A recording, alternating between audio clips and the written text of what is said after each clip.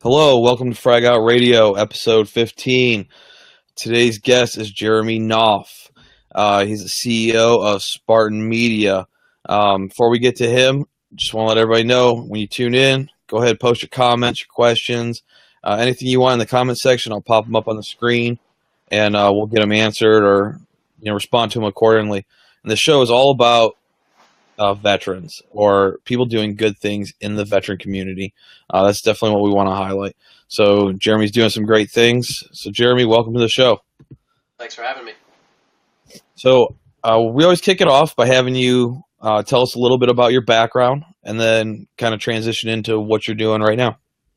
All right, so background from a business perspective, or I'm assuming? Just your entire background. Like where you came from. If you served in the Sure. military. Sure. So I joined the Marine Corps in '95. Spent 4 years there. As you know, we all kind of bounce all over the world in the infantry, so did plenty of that. And then I got out and started my first business. Completely failed at that. Lost a shitload of money. Worked in a couple of other jobs in the advertising and marketing industry for a while, and then eventually started my own company again. And we've been kicking ass ever since then. Awesome. Can you tell us what that first business was? So in 1999, I tried to start a web design company. So that was, the very beginning of the internet, and I was in a small town. So, a lot of people just kind of thought it was a fad, didn't think it was going to take off. So I didn't get a lot of buy-in, and the business ended up failing. I dumped a bunch of money into it, and it did not go well. Awesome. I bet you learned a lot though from that, didn't you? I learned more from that than any success that I've ever had, any class or any book or anything. Like any massive failure is always going to teach you something that you could not learn elsewhere, and it'll teach you a hell of a lot faster, and you'll remember it. Awesome. So why don't you tell us what you got going on with Spartan Media? So we're a full-service digital marketing agency. So that's anything from web design to get people started, search engine optimization, so that when somebody searches for the type of products or services that they offer, they pop up in the search results. We do social media, content marketing, paid ads, basically everything from top to bottom. If it involves getting you exposure online, we're a part of it. Awesome. Is there any specific area that you try to focus on, or do you take all businesses? So we're able to work with any type of business, and we have worked with such a wide variety. It's ridiculous. Everything from little mom and pop shops all the way up to Fortune 500 companies. Just about every industry you can imagine. But we're focusing all of our outbound efforts on the construction industry. But obviously, if anybody needs our help, we're more than willing to work with them. Awesome. So now you mentioned some very big things when it comes to business. You talk about web design, search engine optimization, social media. You write blogs too. Um, Very important things. Why don't we take the time? Because I know there's a lot of veterans out there that might see this, getting out, or they're already out and thinking about it. Um, Not necessarily all the secrets to them, all the details, but Right. why don't you break it down for us, each one, and tell us what they actually are and how important they are to a business. Sure. So, so I think everybody knows what a website is, obviously, at this point. But where a lot of people make the mistake is they make their website about them, right? They want it to be, they look at it as kind of an extension of them, and in a way it is. But if you really want it to be effective, you need to look at it from the customer or the client's perspective, right? Don't make it about you. Make it about them, and make it about their problems that they're trying to overcome. Then when you get into some of the other things like search engine optimization, that's just a matter basically of structuring a website in a way that makes it very clear to the search engines what it's about. And as a result, then that site will rank higher for certain terms. There's a lot of snake oil, a lot of bullshit that people are spreading about it, a lot of myths, misunderstandings. Most people don't have a clue about how it really works, but at the end of the day, if you distill it down to its most basic concept, if you end up giving the visitor what they're looking for, then you will tend to rank well. So that could mean writing great content, not just a bunch of crap that's, here's, a page with 200 words on it. That's not going to do anything for the visitor, right? They want answers to a particular thing. They want information about something. So if you're providing them with exactly what they need, chances are you'll rank highly. Um, write great blog posts, write great content for your pages, make your site intuitive so that it's easy for them to use. That means they're going to stay around longer, hang out on the site for longer, and that's one of the signs Google looks at to determine if they're actually getting what they want there. And then having your content be of such high quality that other websites link to you, that's something that's going to have a tremendous impact as well. And then social media, same idea. You want to provide so much value that people can't help but engage and share your content. So Awesome. that's kind of it in a nutshell. Awesome. So when we're talking, search engine optimization, you're talking about ranking high. We're talking about, so if anybody watching, you go open your another browser and type in there, frag out clothing, and then hit enter. And where do I want to rank on that page? When I say rank, we mean like, from top to bottom. Where's my website? Where do I want it to pop up at?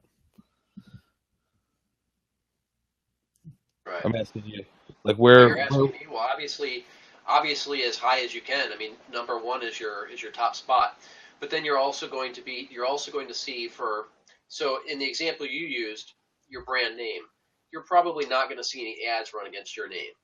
But if you're searching for something more general, like military apparel or something like that, or veterans clothing, there will probably be some ads running. You'll probably see Article 15 ads up there.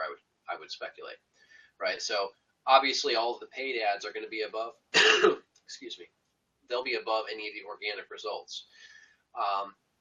And then there's also different layouts. So for a commercial term, you could have up to 4 ads at the top, and then the organic results start. But if it's a local business, you're going to have a map with any number of local businesses below that as well, and then below that would be the organic results. So the key you want to look at is always trying to get as high as possible, but depending on what you're doing, there may be other things you may need to do. So if it's a local business where you're servicing people in a particular geographic area, then you're going to want to have a local listing. So you're looking at Google My Business in that case, which is where you'll get your listing on the maps. Does that answer your question? Yeah, absolutely. So yeah, you definitely want to be on that front page, and you definitely want to be as close to the top as possible. Because what do they say? People maybe go down maybe three Yeah, I spots. forget the exact percentages, but something like 95% of all traffic goes to the first 3 listings. Yeah, So anything after that is kind of irrelevant. yeah. So if you're watching and you're thinking about starting a business, or you have a business, you're not in the top 3. You're doing something wrong. You gotta improve it. And anybody goes out there, you can search frag out clothing, and you'll see I'm like the whole page, because my Pinterest comes up, every Twitter comes up, everything else all helps out with my organic search. But then yeah, you were talking about paid ads. You can run several different types of paid ads through Google, correct? Absolutely. Yeah, there's a lot of ways you can go with that. You've got your traditional where somebody searches for a keyword and those ads pop up then. But then you've also got something that's incredibly powerful called retargeting, where if somebody comes to your website, Google will then, your website will set a pixel on their browser. And then anywhere else they go that's running Google ads, you can display your ads targeting that specific person. So let's say they come to your site, they're looking at some of your shirts, but they don't end up buying today. Then they're out on some other website, and most of these websites that are running ads are typically running Google ads. So now they're out browsing some site that they regularly go to, and now here they see your ads, and it reminds them of you again and again and again until they eventually end up purchasing. So that's an incredibly powerful method of utilizing paid ads with retargeting. Because basically, once they're on your site, you have the ability to continue marketing to them indefinitely. Absolutely. So you get them to your site, and you talked about you're building these websites out. Um, what are like some key features in a website that people really want to focus on? Um, as far as having a good experience for the customer. So the first thing they have to look at is having a mobile responsive website. That means if I pick up my phone or my tablet and I'm looking at your website, it needs to be optimized so that it's, restructured for that device. If you're on your browser at your desk, obviously everything's going to be nice and easy to use. So when you go to a mobile device, certain elements may hide, or things may reposition themselves so that it's easy to use on a mobile device.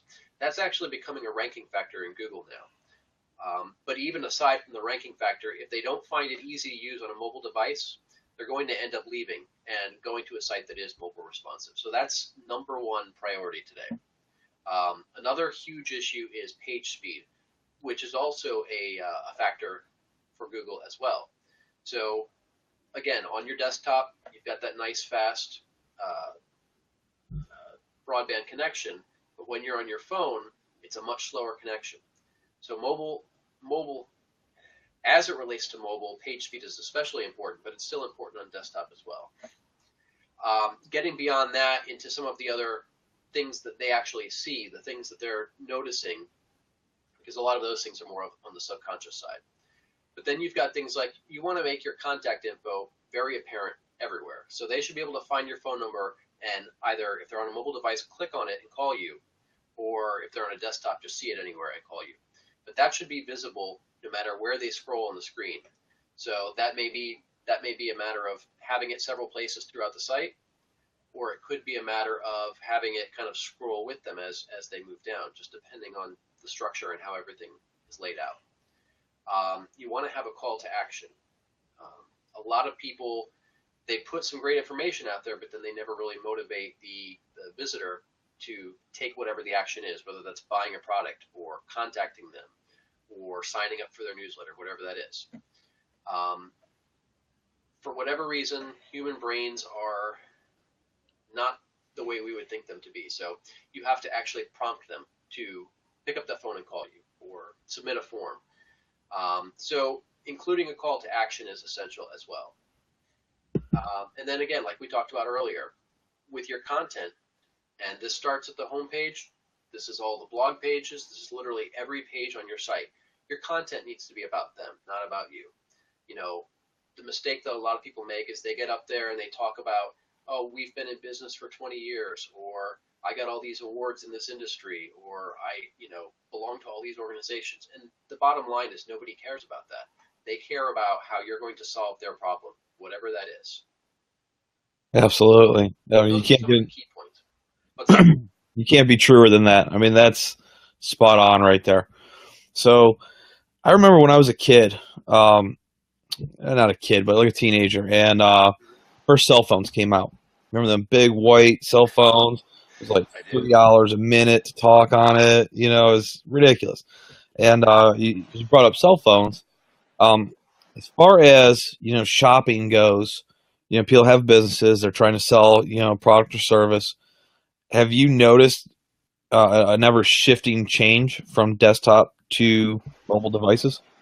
Yeah, today mobile traffic is, I forget the exact percentages, but mobile traffic does exceed desktop traffic. And I think that shift occurred about, it was about a year or two ago. Google announced that mobile traffic had exceeded desktop traffic. So it's definitely up there, and I think that number is only going to continue increasing. I mean, it's not like people are going to have less phones, less devices as time goes on. I think we'll have more, especially as you start to see some of the other. We've obviously got the phones, the tablets, but we've got the augmented reality glasses that are starting to become cost effective. People are now having more devices in their car built into the vehicles. So as more of these devices are commonplace, we're going to see even more traffic in that way. And then also you look at some of the newer technology, these personal assistants like Google Home and Alexa, Siri even to a lesser degree. That's introducing an entirely different fold into this where, in the past, let's say I wanted to search for veterans clothes again, like that. I might search for that in Google, type in veterans clothes or military clothes. But if I'm using my Google Home and I'm saying, hey Google, who's a good military clothing company? Let's see if she's going to pick it. I don't know if you could hear it, but the Google Home was answering. Basically, you're conducting a search. In that case, instead of getting a list of 10 blue links, Google's only going to deliver the top result now. And they're going to try and find exactly what they think is going to solve your needs. And that's putting an entirely different spin into the mix of search engine optimization now. That's awesome. So it's technology is definitely advancing. Um, how do you, as a business professional, stay on top of these? This, I mean, technology is growing so fast. It How is. do you stay on top of it? Well, obviously, there's a lot of smart people in the industry, so we're always communicating. We're always looking at what's going on. There's in my industry, we've got some brilliant people who are constantly monitoring Google's patents, seeing what they're doing, or Amazon's, or Apple, whoever, and we're monitoring what's going on. We're evaluating, with this patent, like with what they're trying to accomplish, what could they do? We also conduct a lot of experiments. Like we will set up entire websites simply to test a theory and see how that plays out in the real world. So those two things have a huge role in sort of staying on top of things. But then, in addition to that, we look at, if I really wanted to do something completely different and revolutionize the industry, like what would I do? And then you can kind of brainstorm that out and come up with some of the things that could potentially happen. A great example of that was an article that I wrote on artificial intelligence and its role in search engine optimization. And we kind of you know brainstormed out all of the things that could go based on what Google and the other search engines have done in the past and how the technology works and all of that. And we came to some pretty interesting ideas, and a lot of those things are starting to play out the way that we thought they would. Oh, that's awesome. Yeah, it's definitely evolving so fast, and just new stuff coming out all the time. I could imagine what a headache it is for you to stay on top of it. Yeah, Yeah, and I think the bell curve is going to go dramatically faster. I think, as fast as we feel that it's been over the past, 10, 20 years, it's going to be, 2, 5, maybe 10 times faster than that over the next 10 or 20. yeah, that's insane. So I just want to update everybody that's listening right now. If you have any questions, any comments, go ahead, leave them in the comment section. I'll put them up on screen. Either Jeremy or myself can answer them. Just put them in there. Make sure you're smashing that share button too. Make sure this is a lot of good information Jeremy's giving out right now. Help pass it along. Um, so Jeremy, back to you. Let's talked about SEO. Talked about website technology growing. You do a lot of blogs. You sent some over to me.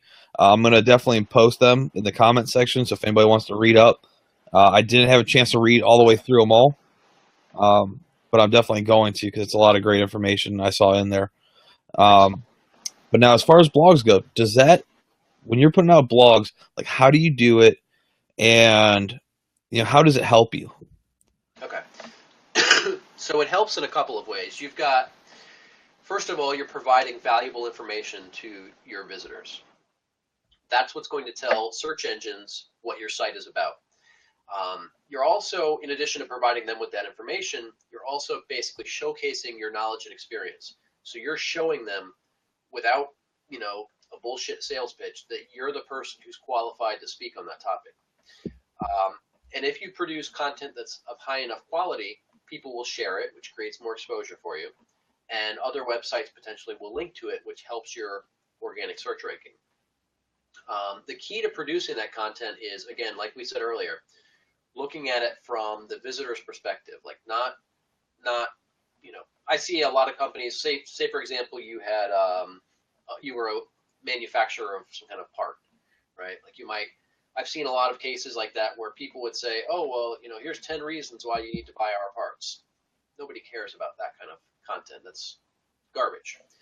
But if you told, if you wrote an article about, how to choose the best parts for your particular needs, like if you're say a printing shop, how to choose the best parts for XYZ printer, like that might be great content for them. Or how to save money on printing with this particular model of printer. Things that are going to be truly useful to them. Generally, longer content performs better in the search engines. So, I would say 750 words is kind of your bare minimum. And, you could go all the way up to several thousand words. You want to break that up so that it's easily digestible by people, right? A huge block of text, people are just going to glaze right over that. But if you break it up with italics and bulleted lists, subheadings, throw some images in there here and there, that's going to make it a lot more digestible for people because they don't read, right? They scan. They're looking at bits and pieces as it's relevant to them, and then they're just going to jump around. So the more that you can break it up and make information stand out, the more that they're going to consume it. And then that also leads them to stay on the site longer, which signals to Google that the content is high quality and that they're finding what they want, which will help your ranking increase as well. Absolutely. So I'm going to go to this next topic, and I have a feeling that a lot of what you said is going to transfer over here. So let's talk about social media. Yeah. I know when I started Frag Out, I was like, I'm going to create a Facebook page, and I'm going to post memes, and it's going to blow up, and it's going to be awesome, and I'm going to be rich. That's not the case. And I know a lot of people think that, it's so easy to, make social media, go wild. I'm gonna make a video and it's gonna go viral. That's really not the case. So, as far as social media goes, what advice do you have for people out there? You have to remember that these aren't just pixels that are floating around somewhere. These are human beings, and if you want to be successful with social media, you have to actually engage them personally, right? You have to hook into their emotions and get them to give a shit about you. And if you can't do that, you're not going to get a following, right? Posting a bunch of memes, if it's funny and they share it, great, but you have to actually hook them emotionally, right? You may remember a post I made a while back. Do you remember when ISIS shot up, was it Chattanooga? Yeah. Do you recall seeing the post that I made that ended up going viral? It was like, I don't know, it was like hundreds of thousands of shares between a couple of different accounts. It was all over all kinds of radio stations. It was all over the place. I was actually scheduled to be interviewed on CNN, but that kind of fell through at the last minute. But like we hooked into emotions, and it wasn't even planned. It was just, I was driving home from the kids, dropping the kids off at daycare, and just blasted out this thought, and it just kind of blew up. But that same concept applies to every bit of any kind of social media marketing. You have to get them to care about what you're doing. In order to do that, you have to actually care about them and engage with them, right? A lot of people will get up and they'll fire up Hootsuite or Meet Edgar or whatever software they're using to run their social media, and they'll just start blasting out all this content. But they're never bothering to actually communicate with the people who they're trying to influence, right? So let's say you've got this great content, it's queued up, it's flowing out on a regular basis. That's great, but you also need to get out there and find, the other influencers in your industry and communicate with them back and forth and get people talking. And as that starts to build, you're building relationships, and then they're more apt to share your stuff with their fans. And you start to get a bigger name, people start to recognize and trust you, and then it just kind of all builds from there. That's dead on. So Eric Mitchell, I believe you know him as well, correct? The cat memes will make you famous. Remember Angry Cat? I do. Yeah, that definitely blew up for them. And yeah, a meme could very well blow up for you. Sure. It could do a lot for you. But how many memes did you put out? Have you put out in your life? And how many of them are going to be relevant to your business? Exactly. So content is key to what you're doing. I see some businesses, you can go on Facebook, your business page, and you can follow other businesses and see like how many posts they're putting out, and some are putting out 80 posts a week, on Facebook. Some are putting out like one, and they're getting just as big of a response. Right. Putting out one video with great content, and it goes viral every time. A perfect example of that, well, he actually does sort of the best of both worlds, is Matt Best, right? His videos just absolutely take off like gangbusters every time because he's hooking into people's emotions, right? Like, he's making you laugh, first of all, but then he's also kind of getting, as he's in the veteran community, he kind of feeds off of that camaraderie. So you've got those two aspects, and it just kind of takes off like wildfire. Absolutely. That's actually who I was hinting at. Article 15 crew, Black Rifle Coffee, like they have it down to a science. Indeed. They can put out one video a week and have a huge reaction to it, and I could put Right. out, 200 posts, 200 memes, and probably still not even add up to their one post, No, but the other thing you have to think about, and this is where a lot of people get discouraged, is they look at somebody like Matt or Brandon, and they see, oh, hey, this fucker got, 35,000 shares, and they're looking at theirs, and they're like, well, I got, 2 shares, and one of them was my mother. Well, you're just starting out, though, right? They don't see the beginning when it was, Matt and Brandon would get those same results, right? So Right. it's that consistency. You keep doing it, and as your fan base grows and grows and grows, your engagement's going to grow as well. So whatever it is, if you're doing it once a week, if you're doing it once a month, if you're doing it, once a month's not enough to get you anything anyway, but a couple times a day, whatever the number is for you, just consistently do that. As you build your fan base, your exposure is going to increase. Awesome. Great advice. So, we talked a great deal about these different things that you do with Spartan Media, and I want everybody to know, go check out Jeremy's site. Let me tell you what, when I went to your site the first time, like I was blown away. I went back today, and I was still blown away. Just the flash media you have as soon as it opens, it's awesome. I didn't stop watching it to look at anything else on the site until it ended. I was like, yeah, that's really check out Spartan Media. And I'll definitely post all the links for anybody watching in the comment section. I'll post links to quite a few of Jeremy's blogs, so you can go read up on them. It's a lot of very good information in there. So we talked about what you're doing now. What should we expect from you in the future? Do you have any big plans? Yeah, we're kind of stomping on the gas here this year. Things had kind of idled for a little while because of some health issues that I've been pretty public about that. So basically, I'm at a point where we've been hitting the gas for this last year, and I expect us to grow massively. And the plan is to hire a number of veterans over the next coming years. So we want to maintain probably 75 to 85% veteran employment within this company. That's awesome. Yeah, definitely. I hope to do that one day as well. Hopefully, I'll be there. I'm glad you're doing it though, because it needs to be done. I know transitioning out of the military is difficult for a lot of people. It was for me as well. It is. It's definitely a culture shock. So to be put into, get a job with veterans that can relate to you, and then relate to the civilian world as well, is a great thing. And just employing veterans in general is awesome. So you're doing great things. I definitely want to thank you for being on the show. Anytime you want to come back on, you're more than welcome here.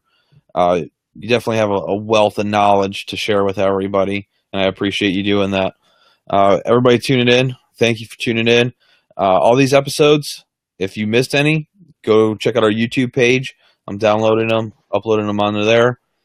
See if any episodes you missed, and definitely check out our next episode. So everybody else, have a good night. Jeremy, thank you again, and we'll see everybody next time.